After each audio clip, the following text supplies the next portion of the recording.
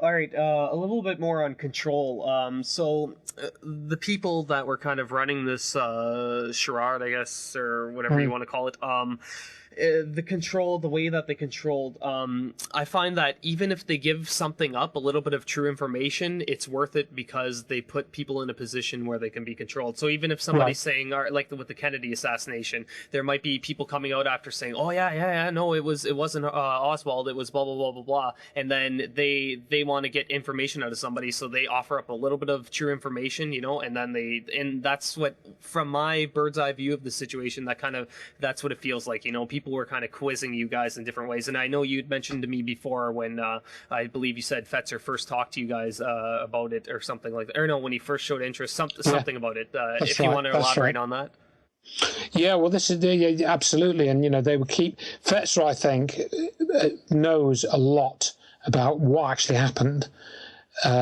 He does, I would, I've said this before, and I'll repeat it now. I haven't said it for a while, but I would contend strongly, and he's never denied this, that Fetzer has some fairly close to connection to whoever did 9/11, or he has a strong connection to a group or a number of people that know who did 9/11, because you can clearly see, if you read my book, just the sorts of things you've been saying, where he was obviously allowed to encourage the release of certain types of information, but then kind of try and minimize or shut down the release of other information.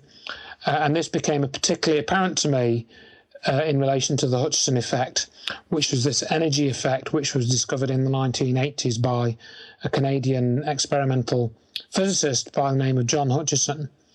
And this was a connection that Dr. Wood discovered in late 2007. I think it was like November or December. And she posted some pages on her website about this around that time. And she has mentioned this story herself on a couple of interviews, but she basically had prepared some web pages which I'd talked through with her. She'd shown me them, and I'd sort of just said, oh yeah, that's pretty amazing, and I can see the obvious connection here now. And maybe, like I suggested, she moved one picture to... In fact, no, I think what I did was I ended up writing an introduction to this. It was just like a summary, so that it had like a little table of about 12 pictures or something, which summarised what she'd discovered. And I suggested she put that on there, or I might have even sort of edited it on my front page, software and blah, blah, blah. And so anyway, she posted that, and then this point, this was sort of late 2007, we were both still involved with this 9/11 Scholars Group, and, we thought that Jim Fetzer, we still thought he was kind of all right, and he was trying to do the right thing, and so she Skyped him or rang him and said, oh, I've got some new pictures to show you, Jim. And he said, okay, well, I'll just get myself a drink and I'll go downstairs, because apparently in his house he had his computer in the basement. So, he got himself a drink, went down. She gave him the link to the new pages, and it said 9/11 and the Hutchison effect, and then as soon as he saw this come onto his screen, he says, oh, I've just got to make a phone call.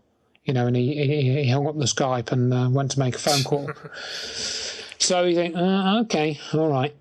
But it wasn't, if that was the only sort of peculiarity, then, you could think it was just that peculiarity. But what happened after that was we then did a talk with Ambrose Lane, who was a radio show host in Washington, D.C., and he had invited us to go onto his program, and this was at the suggestion of another mutual friend of ours called Frank Ferguson, who's based in Washington. And he suggested to Ambrose that we do an interview about this new evidence, the Hutchison effect. So we did that on January the 14th and January the 18th, 2008, which, of course, is now over nearly 7 years ago, coming up for. And within 16 hours of that broadcast going out, this other 9/11 scholar, who went by the name of Ace Baker, he Ace Baker. Indeed, somebody said to me, never trust anybody who calls themselves Ace. Oh, well, it's sorry to interject here, but just I saw his documentary. It was long and stuff. I've seen it a couple times, but the songs, it just turns into a joke for me. It just turns into a. I mean, yeah, it's nice to have background music, but I feel like he put a lot of effort into it either way. But like to make a production like that and record all that, I mean, some people write songs about anything and like go, but to me, it just kind of gave it that kind of cartoony, surreal kind of like it kind of put it in a certain place for me. Like so if I was somebody that didn't, I thought as if I was somebody that had no clue about any of this stuff, and this was the first thing I saw, what would I think? And I would kind of be like so turned off by, I'd be like, wow, this is a joke, Judy Wood, like that, like, to me, it just would turn me right off. So that's why I laugh a lot at Ace Baker and the other things that he did after that you'll probably get into now. Yeah, and again, he'd buddied up to Dr. Wood probably again sometime 2007, and he'd written this song for her, about her. That's really, buddy. That's suckling on some teat. I'll tell you that. Like that's indeed. And we later found out that he'd actually copied most of this song from another song. It was very, very similar. I forget the actual name, and the lyrics were very similar as well. He'd slightly modified the tune. Yeah, just changed the melody a bit and changed the melody slightly. Exactly, yeah. And so I didn't know that at first. I think it was sometime later that we discovered that. So, you could clearly see that this was designed to, we use this expression of people will buddy up to you, and suck up to you and things like that. And there was another guy who was associated with Ace Baker called Stephen Goodale, and he was involved with making that 9/11 psy-opera, or at least I think he may not have been involved directly with that Ace Baker production, but I know that there was an earlier production which Ace Baker started where he interviewed Dr. Wood and Jerry Leapart, and that was in 2007, and Morgan Reynolds, because I've got that on a DVD, and that's where he shoved in this song that you mentioned, the Judy Wood thing at the end, and it was really very cheesy, as you said, so... especially since the key audience that are going to try and they're going to try to understand this information, they're kind of going to be around my age, about I'd say anywhere from 20s to 40s, 50s, and for them this definitely spells cheese, maybe for an older person that kind of back they grew up in the 50s and 60s where everything was a song, where they said elect Nixon and this and that, and it was normal. But for somebody like me, especially in the 20s, they're going to hear that and they're going to be like, okay, yeah, this is kooky, this kooky. Well, I heard somewhere that this lady invented lasers that could fly underneath water and then into space. They just connect everything that makes no sense. Control is a huge thing. Absolutely, with this. Yeah. And so this Ace Baker character, basically, it came to a head for me with this 9/11 Scholars group because Fetzer did a podcast with Ace Baker, and he was talking about the Hutchison effect being a load of rubbish, and he said that John Hutchison was a fraud. And he basically, Ace Baker personally went on a character assassination campaign of John Hutchison. And I wrote that all up in the book, or, with the bits fake were video. worth writing. Yeah, correct. And he made a fake video and said, "Oh, this is my fake video. It looks exactly the same." Well, I have a question about that. When you saw the video, how can you even take it seriously? I'm not saying that you did, but like John's been at this for years and years, and then you have Ace Baker, some audio engineer that has done music stuff too, and suddenly he's saying that he could recreate it just like that. To me, that's like, all right, Ace, okay, yeah, okay, you're doing good, yeah. Like, exactly, pat him on the back, and so yeah, that's do you want some candy or something, and it's just like crazy stuff, and I wasn't taken in by it, but I found it interesting. But it was good that he did it because we were later able to prove that he lied, because he said that he'd created the Hutchison effect, and then he said no. He admitted later he hadn't. He said he'd he just made this thing up. If you thought his credibility was gone after that, which I kind of thought, then you'd get into his fake suicide on air or whatever. Oh yeah, wow. I mean this is where you get the weirdness factor. I mean, we've had a lot of things like this where.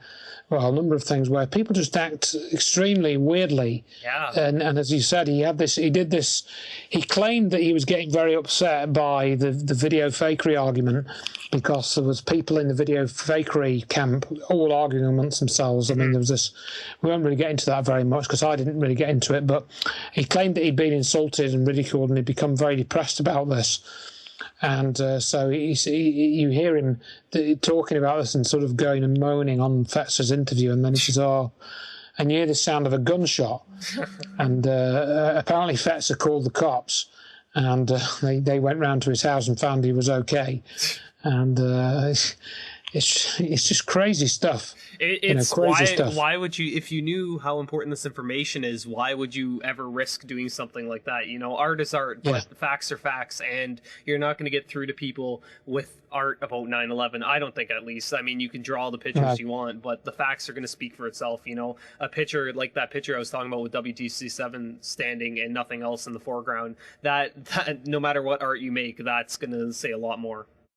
Absolutely. And, so going back to the scholars group, so Fetzer and Ace and myself and Dr. Wood at that point, and we're talking around about February, March 2007. I can't remember the exact date without going to look in my notes and everything and my articles. But it's around about that sort of time, February, March, April time. And so they did this podcast. This is Ace Baker and Jim Fetzer. And Ace Baker says, I've been receiving hate mail from Andrew Johnson. Hate correspondence, I think was the actual word he used. And I thought, well, what's he talking about? I've never sent this guy hate mail. I've asked him some questions, why he was, making these fake videos and stuff like that. But I certainly didn't say, I'm going to do anything to you, or I think you're a complete, whatever. I didn't say anything like that. And so I basically asked them on the next program, I said, look, can you please clarify that I did not send you or Ace Baker or anybody any hate mail? I object to that statement. So could you please read out this statement, on your next program? And he was pretty polite. And I said, look, I did not send this hate mail. Ace Baker made a mistake. And, I'd like Ace Baker to apologise to me for accusing me of doing something I didn't do. And then Fetzer just blew up at this, and he said this was totally unreasonable demand, and it certainly wasn't a demand, it was a request. But I specifically worded it as a request because I was pretty certain how Fetzer would react and that he'd claim it was a demand. So that was a lie, because it wasn't a demand, it was a request. Yep. So, if he's going to have this sort of reaction to something very minor, relatively minor accusation, to me that was proof that this guy was disingenuous. And, if he'd made a genuine mistake, or Ace had made a genuine mistake, because he had a bad day or something, then they had an opportunity to basically fess up and, and set the record straight. But they chose to attack me. Yep. So it was at that point that I knew that I didn't wish to be associated with these people anymore. And so that's what I wrote up in the article, because I was, by then I sort of knew what was going on, but I wanted to take steps in a kind of neutral way, which would make me sure that I was that what I thought was true, and so that was basically, I said, look, take my name off the scholars group now, and I'd basically probably written a number of the articles about the breakup of the group by them. I'd probably written about at least 7 or 8 articles. I'd written 3 articles about this Ace Baker affair and a couple of articles about the Fetzer control mechanisms. And all of that I was doing really was 2 things. One was I was documenting what actually happened, and I was trying to unpick the psychology of what they were doing and really write that out in a way which would allow people to understand what they were doing. And I think judging by, what you've just sort of described earlier, I think you've understood it. You've understood what they were doing and how they were working. And that process really for me was, because I'm from an engineering background, and I've had to solve problems and at times reverse engineer things to work out what the problem is so I can fix it. I was simply applying those sorts of thinking processes to what was before me and writing about it. Well, that's wrong, Andrew. That's not the way to go about it. You're supposed to see something on screen and then just talk about it like a red dripping liquid, and you're supposed to go nuts with it. So that's right. That's right. You're not supposed to understand it. You're just supposed to regurgitate the talking points, and and get with the program. Don't think for yourself. Let us think for you. Don't think for yourself.